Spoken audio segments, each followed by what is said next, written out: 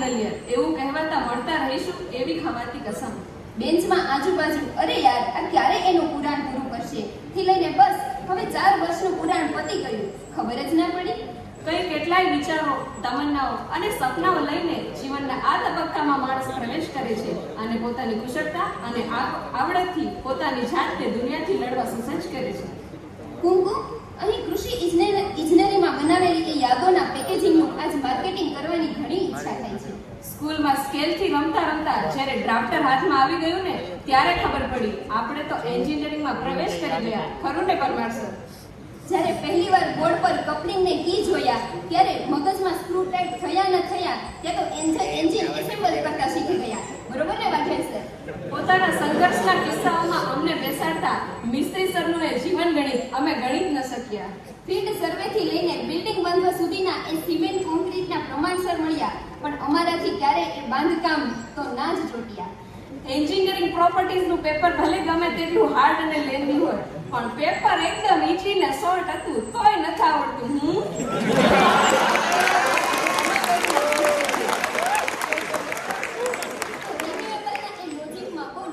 વિચારવાના પ્રયાસોને આજથી લઈ અંત સુધી બાયોગેસે અને ગેસિફાયરે લોજિકલ થવા જ ન દીધા. Struggle is real. આનો સાચો અર્થ તો તમને જમીન અને જળ સંરક્ષણ તકનીકી વિભાગ જ સમજાવી શકે. સાચો ને રાગ સર? સ્પ્રિંકલરથી ઇરિગેટ કરતા શીખ્યા એ તો જૂનાગઢમાં પૂર આવી ગયું, રનઆઉટ થવા લાગ્યું ને ત્યારે મશરૂ સરના બંને જ સાચું સોલ્યુશન અપાવ્યું.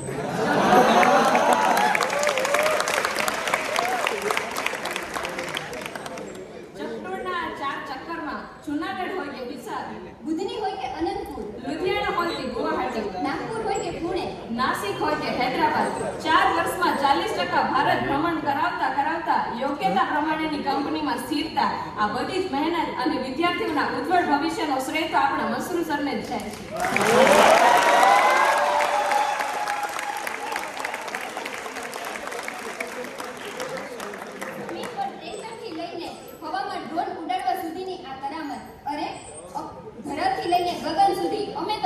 સ્ટુડન્ટથી લઈને એમ્પ્લોય સુધી, જેમાં મોઢવાડિયા સર જેવી નિખાલસતા, સાંગાણી સરની પ્રામાણિકતા, તો રામ સરની નિયમિતતા અને વ્યાસ સરની વિવેકતા. 4 વર્ષની ચોપાટીમાં પ્રત્યક્ષ અને પરોક્ષ રીતે ઓફિસમાં પગ મૂકતાની સાથે જ કામ થઈ જાય તેવી દવેભાઈ, પ્રતિકભાઈ અને વિપુલભાઈની આ ત્રિભુવન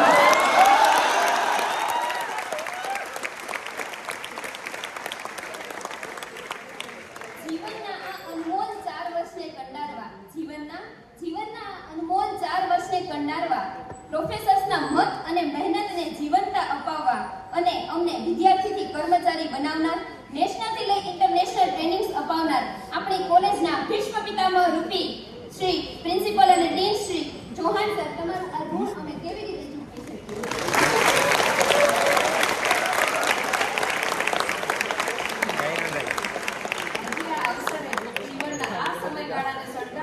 અને સહકાર આપનાર આ કોલેજના તમામ ટીચિંગ અને નોન ટીચિંગ સ્ટાફનો હૃદયથી આભાર માનું છું, ધન્યવાદ કરું છું.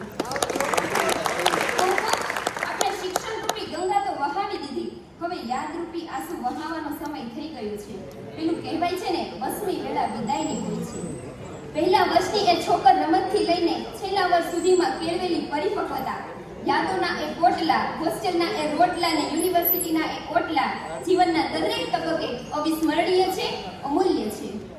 ગ્રાઉન્ડ હોય કે કેન્ટીન, રસ્તાઓ હોય કે બાકડા, ચીકુ હોય કે જાંબુ, કેરી હોય કે રાવણા, ક્યારેક બચપન જીવાડનાર આ કેમ્પસ સાથેના સંસ્મરણો કેમ ભૂલું? માયા મુકાતી નથી, છોડીને જવાની લાગણીઓ કેમ કહું? અરે કુમકુમ, આમાં ઇમોશનલ થોડી થવાનું હોય.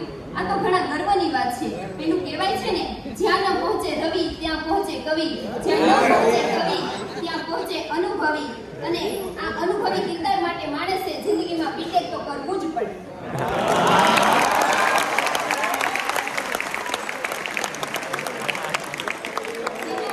લેખનની કળા છે તો ગાયક માટેના સૂર પણ છે, ચિત્રકારની પીછી ફેરવવાનું ટેલેન્ટ છે ને નૃત્યકારનું નર્તન પણ છે, તો ખેલાડી થવાની આવડત છે ને તકનીકીથી ખેતર ખેડવાની સક્ષમતા છે.